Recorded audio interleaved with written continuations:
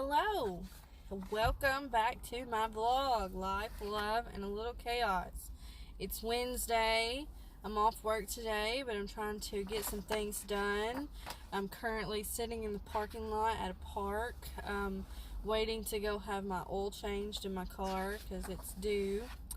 So I thought that I'd take this time to do my vlog for you guys.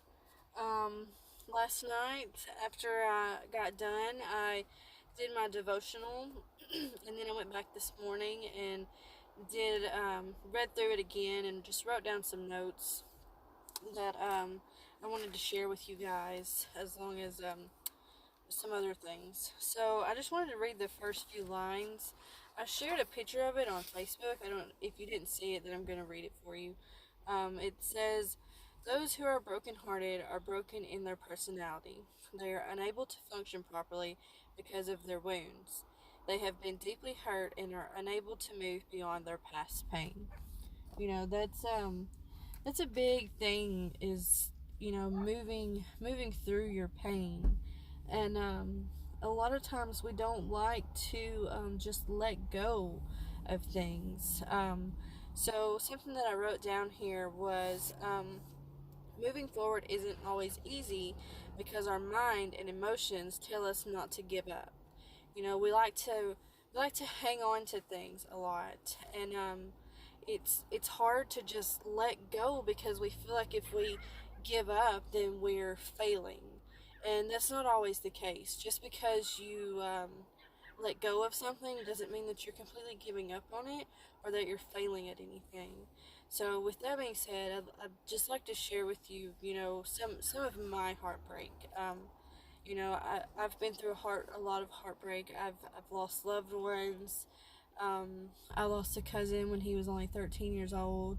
I was still in high school at the time. That was really hard, because he was a big part of my life. I lost a best friend. It's been quite a few years now, but she passed away right after having a baby. And her baby never got to know his mother except through memory, and it was really heartbreaking because we were really good friends. Just in the past few years, I've lost three grandparents, and I know a lot of you know how that is. To lose a grandparent, it's hard, and I think about my parents, about my mom and my dad, losing their parents, and I couldn't imagine, if my parents weren't here, that it's just hard, losing your grandparents is really hard. Um, but the biggest thing that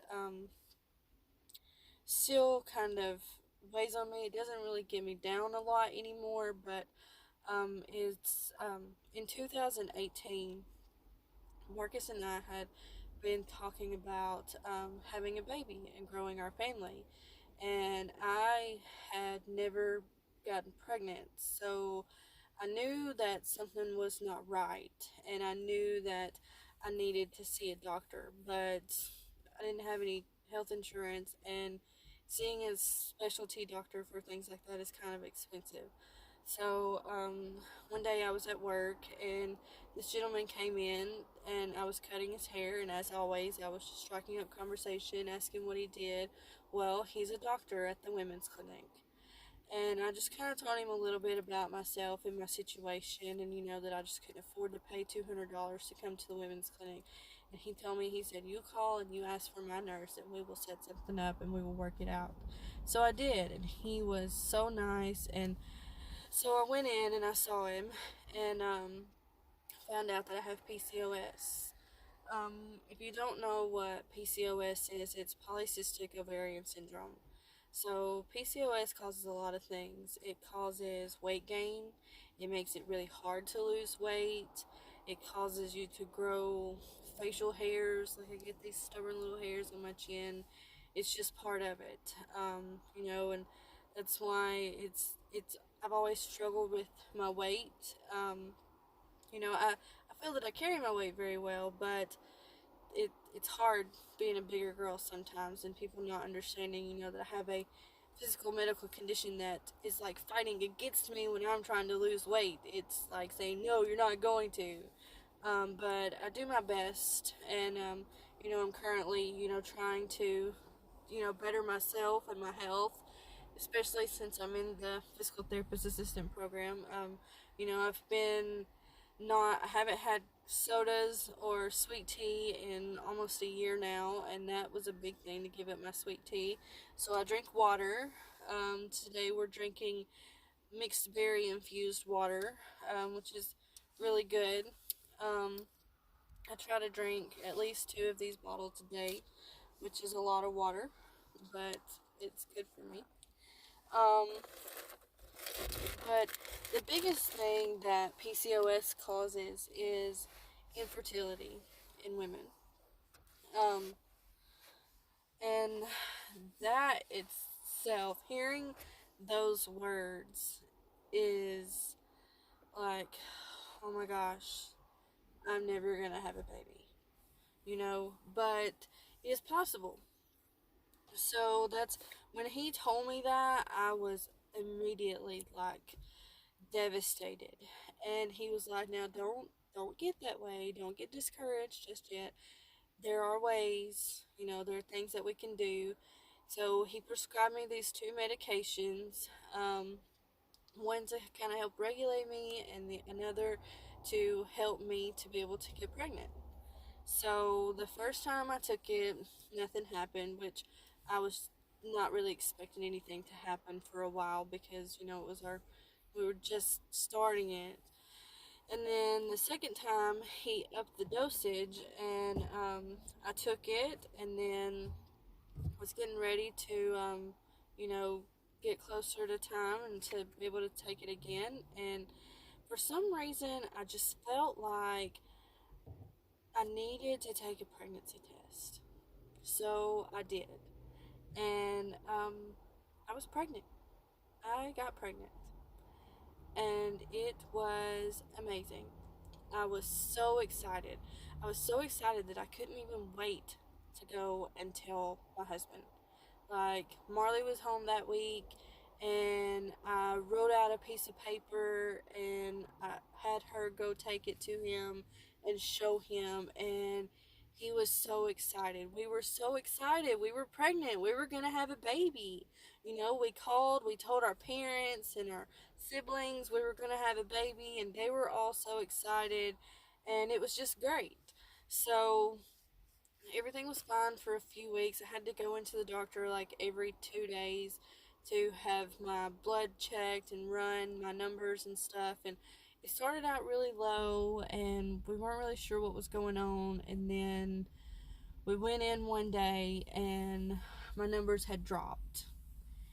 And I didn't know what that meant. So when they called and told me that my numbers had dropped, I was really confused. So I asked them, I was like, "What does that mean? Will they go back up?"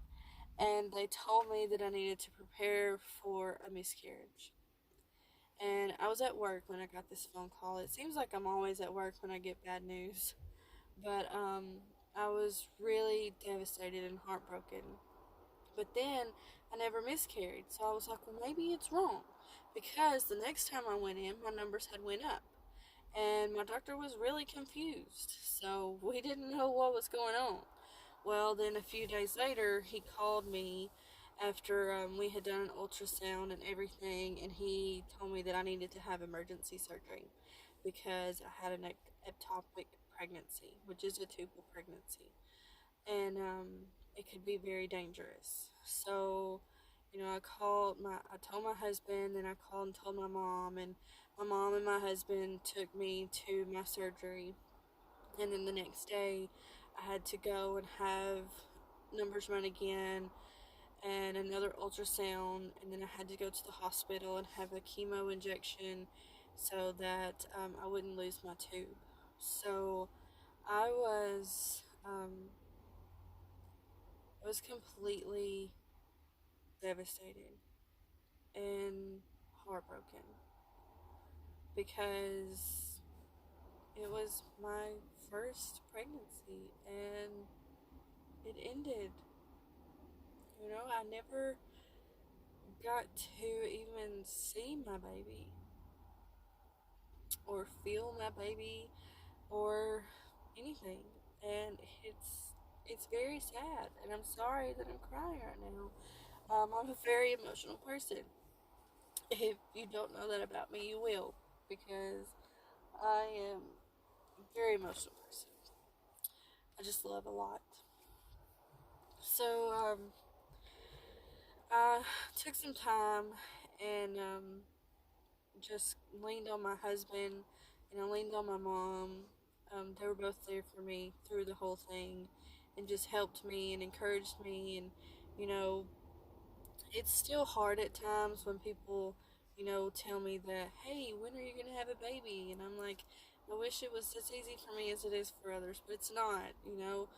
And uh, for a while was just like I felt like I did give up for a little bit, but I've never given up, and I won't give up because I don't know what God has in store for me. But I did finally come to terms with it, with the fact that yes, I have this condition that makes it really hard for me to get pregnant, and yes, I would love to have a child. I'm so sorry about the sirens. I am next to a hospital. Um, but I do have a condition that I may not ever get pregnant. And that's okay because I have Marley. Marley is amazing. I love Marley. She's with her mom this week and I miss her. But she'll be home Sunday. I'm sure they are having a ball over there. They always have fun. Um, I'm very blessed to have Marley in my life and to be able to have a good relationship with her mother. We have a really good relationship with her mother and her family, and it just makes things great. It makes things really easy. Um, so, if I'm not ever able to have a child of my own, I have Marley, and she is my child. I love her more than anything in this world, and I would do anything for her. So, if I don't have one of my own, I have one. I have Marley, and that makes me very happy. But I will not ever give up because I know that God knows my story and I don't. I have no idea what the ending of my story is. Just like nobody knows the ending of their story. So, um, I really wanted to share that with you guys because I know a lot of people can relate to that. A lot of women can relate to that, having PCOS and not being able to get pregnant. There are so many other options. There's adoption, there's foster care. You can do anything. There are children out there that would love to be in your life. And Marcus and I have talked about that too, about adopting one day. But right now, we're taking a break from everything baby wise just because I'm in school and school is really tough. I start back in 2 weeks and I still have a lot of winter break assignments that I need to finish up. But, I really enjoy school. I'm looking forward to what's going to come out of that.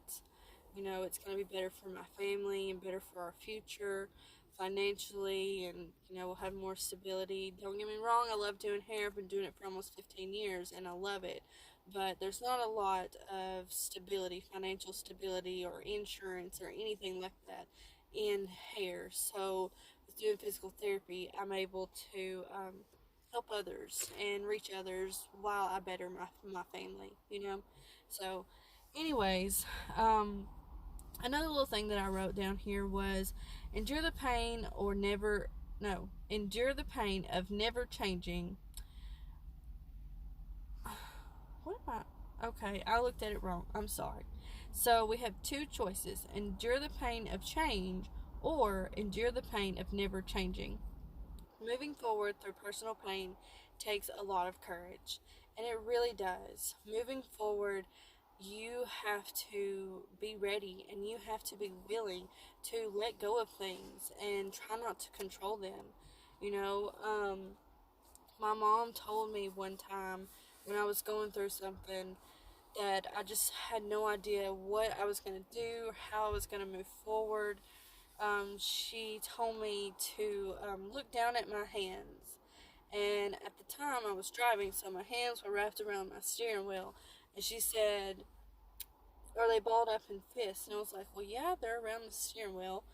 And she said, okay, well, when your hands are balled up like that, like you're holding on to something, God cannot get in there.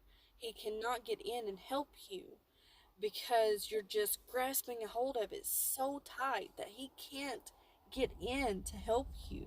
So she said, you have to open your hands and let it go so that God can really get in there and help you and control the situation.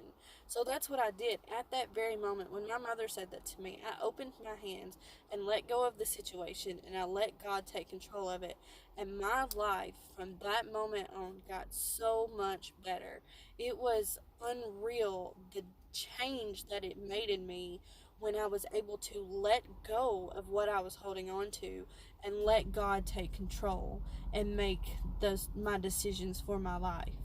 You know, I want to encourage you that if you're holding on to something right now that is just you feel like it's, if you let go, then you're just going to lose it forever or whatever it is. I promise you, if you will let go of it right now and let God take control of it, your life can change. I promise. Um, Something else that I noticed here on the top of my planner, there are little verses at the top of every page of my planner, which is really amazing. This one says, don't be dejected and sad, for the joy of the Lord is your strength. How perfect is that? I mean, we're talking about letting go and being strong and moving forward. You know, if you just remember that the Lord is your strength, then you can get through it. I mean, it's as simple as that. We make life and our choices and things that we're going through very complicated, but it's really very simple. Let God have it. Let Him take control and then move forward. That's all there is to it, you know? So I just encourage you, if you are going through heartbreak right now and it's just really getting you down, if you will just let go and let God, it will be so much better. And I'm so sorry. I need a drink.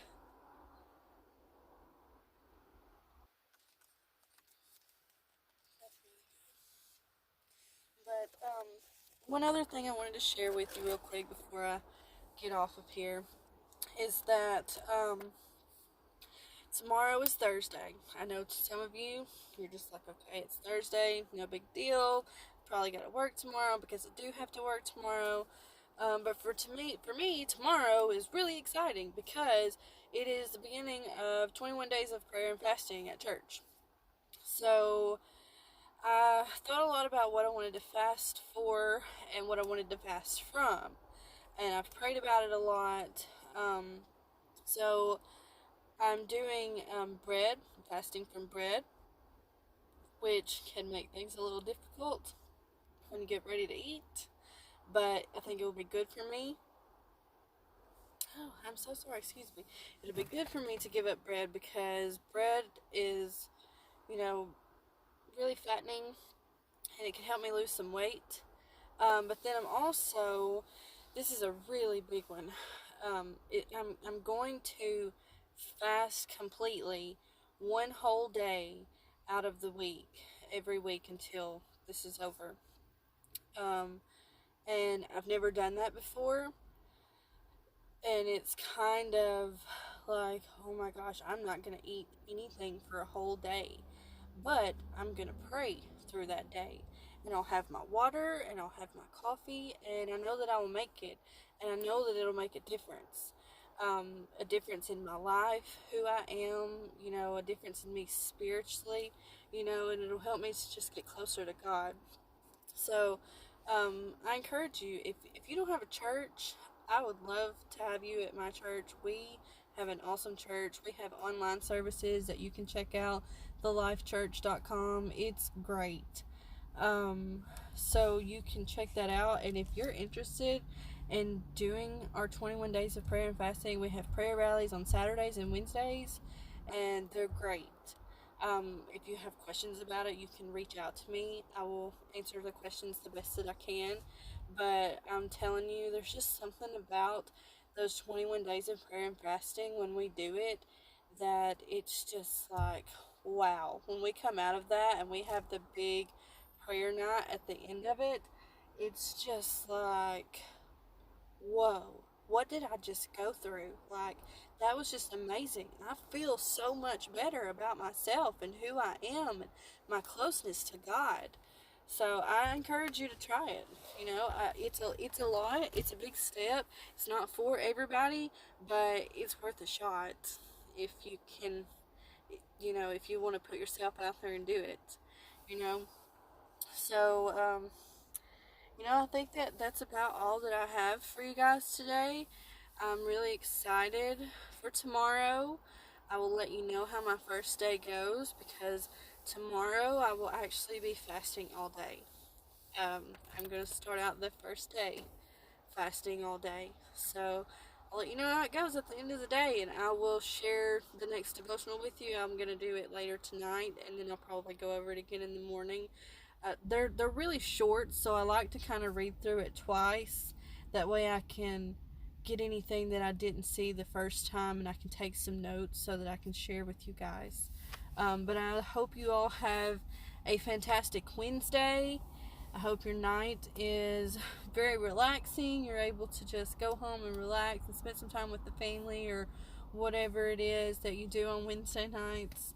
Other than that, thank you for watching. I hope you all have a blessed day. God bless you all.